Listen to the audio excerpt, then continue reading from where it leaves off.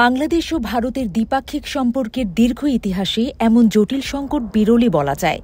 একসময় যার উপর ভরসা ছিল সবচেয়ে বেশি, সেই শেখ হাসিনা এখন যেন নয়াদিল্লির অস্বস্তির আরেক নাম। অতিথি করে হাসিনাকে সর্বোচ্চ আপ্যায়নে রেখেছে ভারত। তবু তাকে রাখা না রাখার এই দ্বিধা থেকে বেরোতে পারছে না নরেন্দ্র মোদী সরকার। হাসিনাকে বাংলাদেশে ফিরিয়ে দিলে অপেক্ষা করছে মৃত্যুদণ্ডের শাস্তি, আর রেখে দিলেও কূটনৈতিকভাবে বাংলাদেশের সঙ্গে সম্পর্ক তলানিতে ঠেকেছে। আবার তৃতীয় দেশে পাঠানোর পথও আটকে গেছে নানা আন্তর্জাতিক জটিলতায়।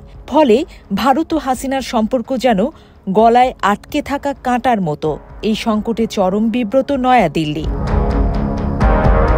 এই অস্বস্তিকর অবস্থায় শেখ হাসিনা ভারতে অবস্থান করবেন কিনা তা সম্পূর্ণই তার ব্যক্তিগত সিদ্ধান্ত বলে মন্তব্য করেছেন ভারতের পররাষ্ট্রমন্ত্রী এস জয়শঙ্কর।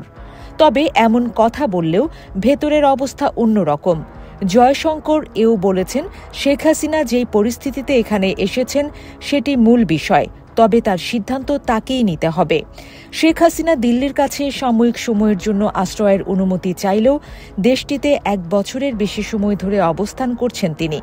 ভারতের নামকরা কূটনীতিকরা বিশ্বের বিভিন্ন দেশে শেখ হাসিনাকে আশ্রয় দেওয়ার জন্য তদবির করলেও কোনো ফল আসেনি।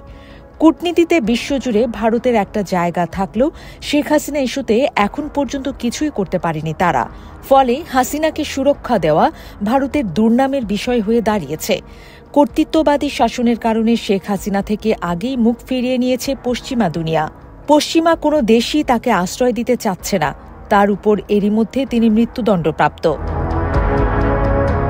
এর মাঝেও ভারত বাংলাদেশ উভয়ই চাইছে দ্বিপক্ষীয় সম্পর্ক আগের মতো শিথিল করতে। এই নিয়ে ভারতের পররাষ্ট্রমন্ত্রী ও বাংলাদেশের পররাষ্ট্র উপদেষ্টার মধ্যে বৈঠকও হয়েছে। তবে দুই দেশের সম্পর্কে এক প্রকার কাটা হয়ে দাঁড়িয়েছেন শেখ হাসিনা। ঢাকা খুব স্পষ্ট করে জানিয়ে দিয়েছে, ভারতে বসে শেখ হাসিনার বক্তব্য বা বিবৃতি দ্বিপক্ষীয় সম্পর্ক শিথিলে বড় বাধা।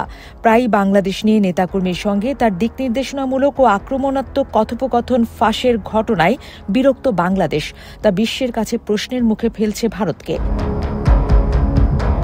ব্রিটেন, ফিনল্যান্ড, বেলারুশ, সংযুক্ত আরব আমিরাত সহ বেশ কয়েকটি দেশে আশ্রয়ের ব্যবস্থা করার চেষ্টায় বিফল হয়েছে। আন্তর্জাতিক অপরাধ আদালত আইসিসির তেমন তোয়াক্কা করে না। রাশিয়ার আশেপাশের এমন কয়েকটি দেশও হাসিনাকে আশ্রয় দিতে অস্বীকৃতি জানিয়েছে। এই পরিস্থিতি খুব ধৈর্যের সাথে সামাল দিচ্ছে ভারত। তারা অপেক্ষা করছে 2026 সালের বাংলাদেশ নির্বাচনের জন্য। কারণ নির্বাচনের ফলাফলই ঠিক করে দেবে বাংলাদেশে কেমন সরকার আসবে এবং সেই সরকার ভারতের সঙ্গে কেমন আচরণ করবে। সব মিলিয়ে হাসিনাকে ঘিরে যে পরিস্থিতি তৈরি হয়েছে তা দুই দেশের সম্পর্ককে আরও অনিশ্চয়তার দিকে ঠেলে দিয়েছে। দক্ষিণ এশিয়ার রাজনীতিতেও এর বড় প্রভাব পড়তে পারে বলে মনে করছেন বিশেষজ্ঞরা।